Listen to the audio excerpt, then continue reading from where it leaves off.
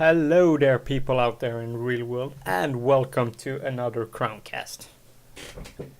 As you are aware, I was sick yesterday because I was sick, and I'm still sick because, yeah, I got the Swedish cold, which is like the badass germs of the world. If you want to survive in Sweden, you have to train up. Sort of like, I think I like the germs, so like, we're like the Viking germs, so to speak. So, I will try to do something today. I don't know what to talk about really, but, or I do really know what I want to talk about because, I have some TV shows I feel like I want to talk about today. I'm gonna round up my thoughts on skins, which I have been referencing on this show. I should be talking about The Bridge, but I haven't come around to watch it, and so I have been slacking a little bit in that show. But it just goes to show that it's okay, that show. It isn't, but I'm going to try and watch it again to see if I like it or not. What else? Skins. I mean, they did what's called the skins generation, which is like 3 of the characters that was in 2 of the characters was in the 3rd and 4th season, and 1 was in the 1st and 2nd season, and or rather 1 of them was in all 1st, 2nd, 3rd and 4th. Really, the first one, Effie, she was in the first 2 seasons as well as the 3rd and 4th one, and so they tried to the first idea, like, with if you didn't watch Skins, it's literally a show about teenagers partying, but really it's so much more than that for me. I mean, it really goes deep into the mindset of teenagers, which I feel like they did amazingly good job with, and that's why, I mean, maybe it was a little bit too much drugs and drinking than I think really happens, but I don't know, maybe in England people really do that much drugs and stuff. I don't know. I was never a party guy here in Sweden, so I don't know really how much people do those types of things, really, to be honest. But so they did a final season 7 to like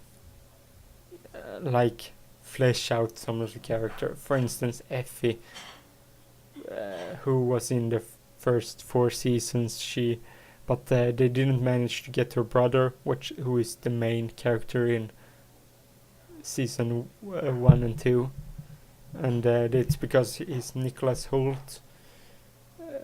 He was in the movie about the boy. It was the first one he really got big in, Nick Hornby's, and he's in bigger movies now, so he didn't really have time to be in this Skins generation, so they had to do something a little bit different.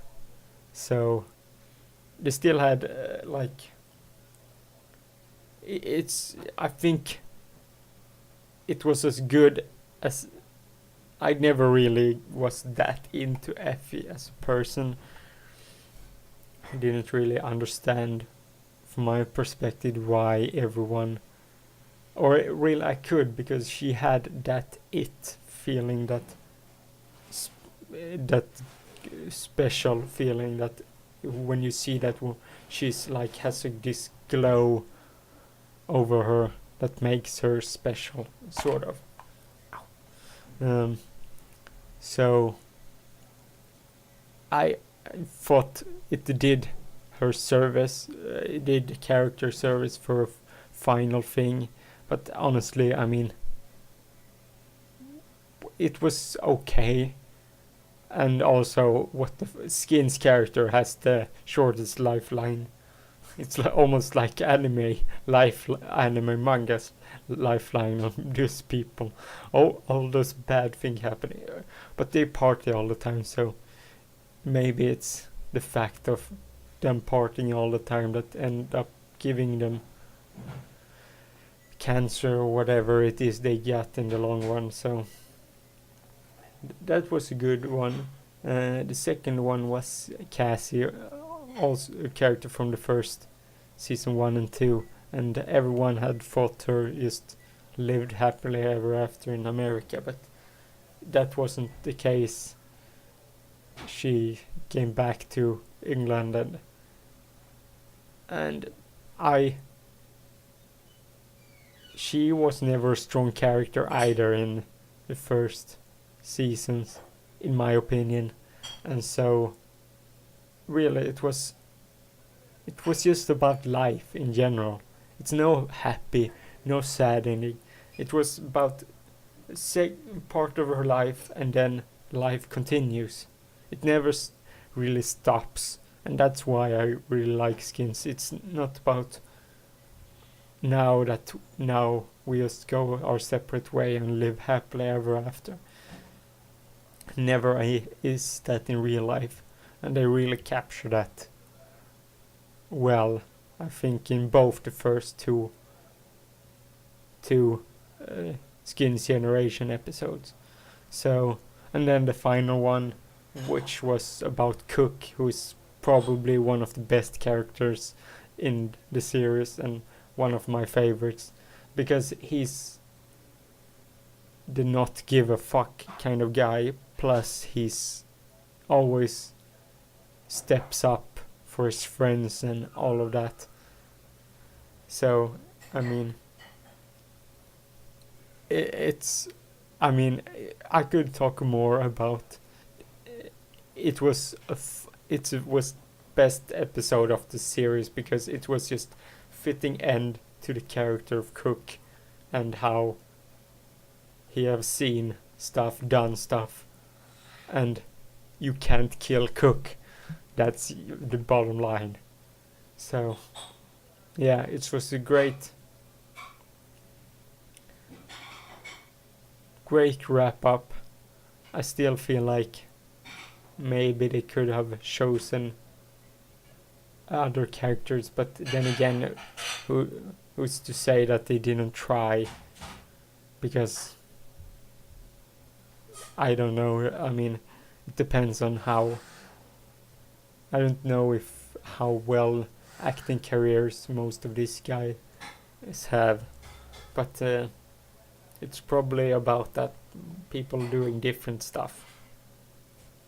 Yeah, so also I wanted to talk about Suits, because Suits has been on my mind for quite some time now, that I'm watching it now during the summer, because I seen it slip, in my opinion. I have hard time grasp really thinking this is realistic at this point, because at some point I mean, this is just too stupid in my opinion, because I mean, you get the whole premise from the beginning that they hire someone that doesn't have a full degree. It's will be a problem for that kind of show in the future, because it always lingers. You always have to put it in again, and I mean, the show isn't. I feel like the show is creating the problems. It's not like the character's decision. That's my biggest problem with TV shows today. It's supposed to feel like the characters are making these decisions. And also, it's all I see in that show now. It's all about what are the writer's decision, instead of getting into the show and just watching it for like seeing what this character does next and that sort of stuff. It doesn't feel, I've hard to put myself into the to the show nowadays, and yeah, it will be interesting the further in it goes. It supposedly has a big episode coming up next week, or that's what they said on like the after the show. A big summer episode is coming up, they say. So hopefully it will kind of bring me far more into it, because I'm losing interest in it fast. Because some shows, for instance, season 4 of The Glades, which takes place in Miami, this detective. Now in season 4, it's just it's becoming more and more average, because I think they have done everything, and it's just almost like feel like they should have ended it after season 3. That's my opinion, because I lost interest in that show. As you can tell, I watch really many shows, and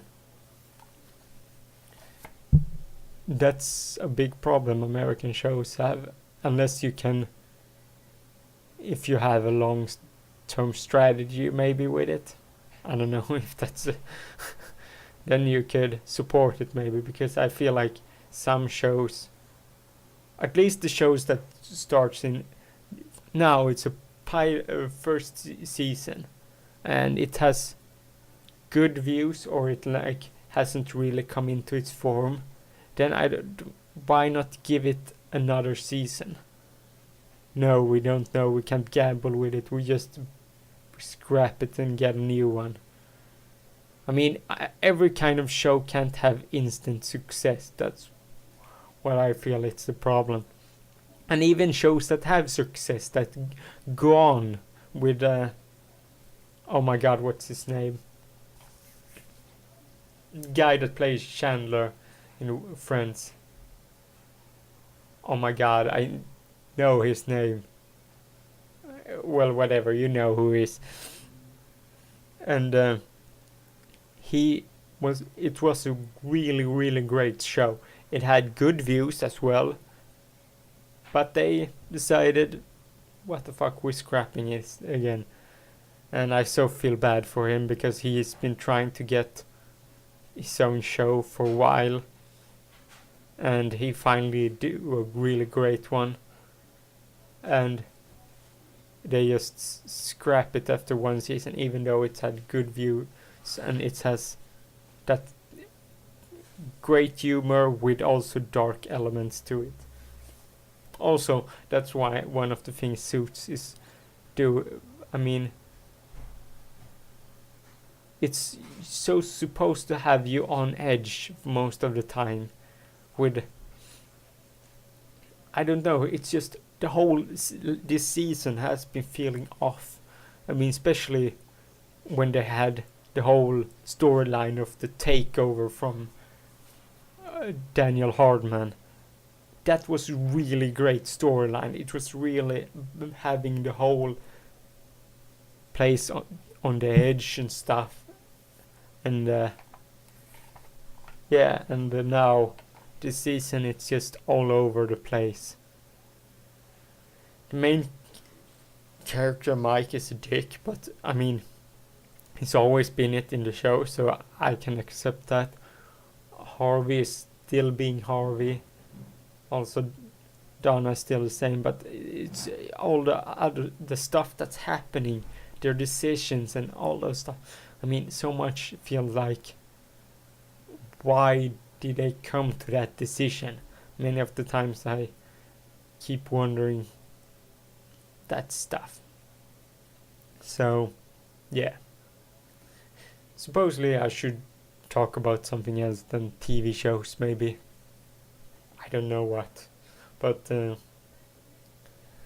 yeah, it's been interesting. I thank you all for the feedback from the fanfic.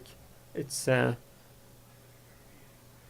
you guys loved it, and I love to make it, so hopefully I can get down and get my own thing, own stories into writing and upload it to my channel, because that's the thing I want really to happen. I mean, I really love doing this, so that's why it's called More Crown Stories, because it's what I want to do.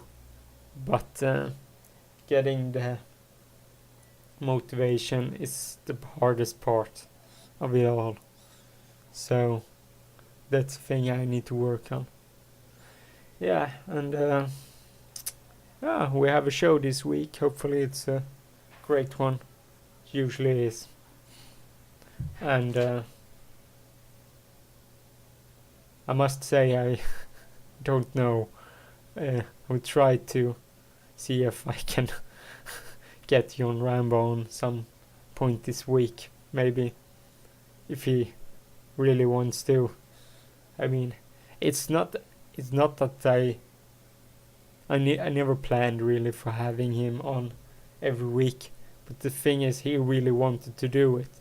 So then I like, okay, that's a decision, that's a plan for the future. I will have him on every week. I know some weeks it probably won't happen, but now it has been 2 weeks in a row where it hasn't happened, so I will bug him about it on the show, so hopefully he can see his ways and get on this podcast.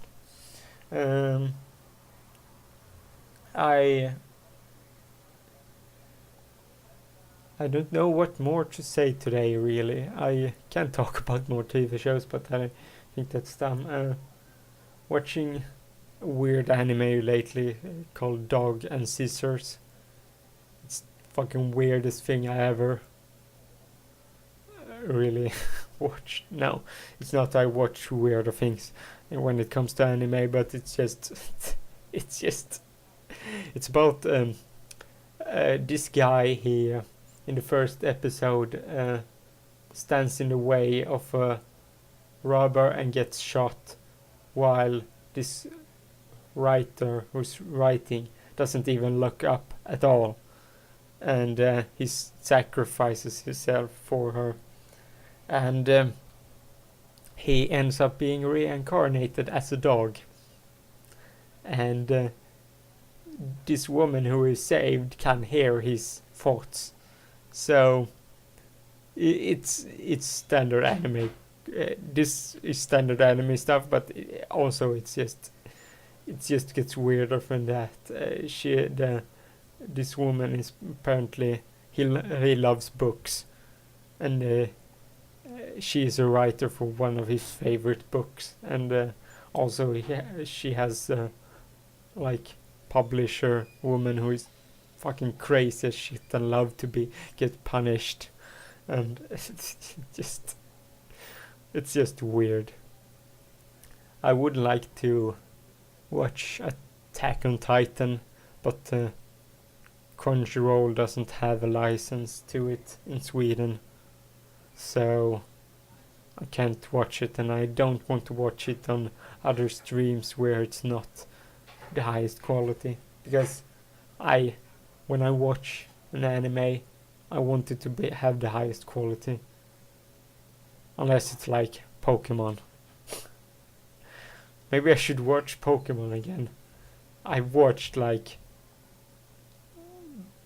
until the middle of season Black and White. I've watched every episode up until that point, and then like it was some when Team Rocket suddenly decided, okay, now we have nothing to do. Now we're gonna catch Pikachu again. I'm like, fuck, you moved on from this shit. Stop it. Seriously, I'm like, it's so, they have so done it, like 600 episodes with that stuff. So that's why it was very interesting to have them doing other stuff in Pokemon, and I felt like that was a new thing to it. But now they decided, now we're gonna catch Pikachu again. I'm like, fucking, this is stupid. It's overdone. I know they have new people watching it, but still, it's so many people that love Pokemon still. I mean, look at Anthony, who is huge lover of Pokemon. I'm like Pokemon very much as well. I don't just think that I will get the new Pokemon X and Y. I just think that in black and white, I just think that I didn't find a single Pokemon I wanted to catch in that one. Or maybe like one Pokemon I wanted to catch. And that's sort of the problem with it. I didn't feel like any of these Pokemon are cool or awesome or anything like that. I still love a lot of I think both in the first 151 and also in the Johto region. Really loved most of those ones. There are always a couple that you like in everyone, except for black and white, because I didn't get black and white. My sister got it because she had also played like every Pokemon, and so I just tried it out, went looking for different Pokemons, and I just don't never found any of them interesting. The people that I usually just put myself in. If I were, for instance, Pokemon leader, what would I catch for Pokemon? I would just catch the ones I feel like, wow, this one is cool, or this one is awesome, or this one I really like. That's just the Pokemons I like, and so many of them are just dumb in my opinion.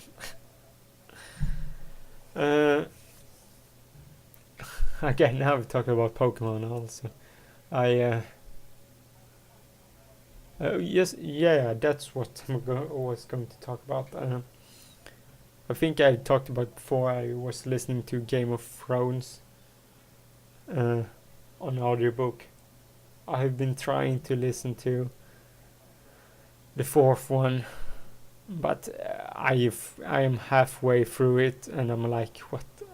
There's so much thing in it that's just so uninteresting. Cersei is so fucking boring. Sorry, but she's just annoying, boring. I can't wait for her to die, because I'm guessing if she dies, everyone dies in that show, so, or in that book series. So that's what I'm hoping for.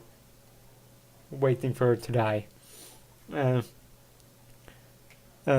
So instead, I found, that if the people remember, there was a movie a couple of years, 2011 I think it was, called I Am Number 4, and it was like okay, just above average movie, and it went up on Netflix a couple of days ago, and I decided maybe I should watch it and see, because I remember it was kind of cool, so I watched it, and then I realized, like, maybe this is a book series, and lo and behold, it was a book series called Lorien Legacies, and so I've been listening to the first book, and realizing the book is good, isn't that much better than the movie, really. But it had some interesting things in it, and I still feel like they could have done the movie like the books, but then again, how would that movie have looked? That's the feeling. I can understand why they made it so Hollywood. It made like every other movie, but it's still, I still feel that they could have made at least like the guy called Henri is the name of the like protector to the main character, and they had a great, like, he was really his mentor in the books, but in the movies he's just like some guy who protects him, and they're not really, I don't really look up to him, which is kind of sad in my opinion, because that mentor thing I thought could have been quite cool in the movie as well, which would have followed the book, and also in the movie they make him like he's only like the teenager that wants a normal life. It's not just about that. He still remember his past. He still knows his past, even though, okay, sometimes he wants real life. It's not his only. He doesn't only want to do that like the rebelling teenager. I mean, it's the way they did it is so dumb. I feel like it could have been a relatable movie still if they made it after the books. It's just me, but I think like listening to audiobooks gives you the idea of how it more. If you read it just a book like normal, you get one type of idea, feeling for it. If you listen to an audiobook, you get one feeling from it. And if they would have just listened to an audiobook, I still feel like they could have made a different decision. And that's why I feel like audiobooks some ways are better than movies, which you may think is weird, but I feel that way. If you could make a TV series, it's gonna trump an audiobook every day of the week, in my opinion. But like the audiobooks for Harry Potter is with Stephen Fry is so fucking amazing. It blows the movies out of the water, in my opinion, and that's why when I listen to the audiobooks after I firstly reading them, they're so I could barely enjoy the movies because it was so much better. It was looking at an inferior thing.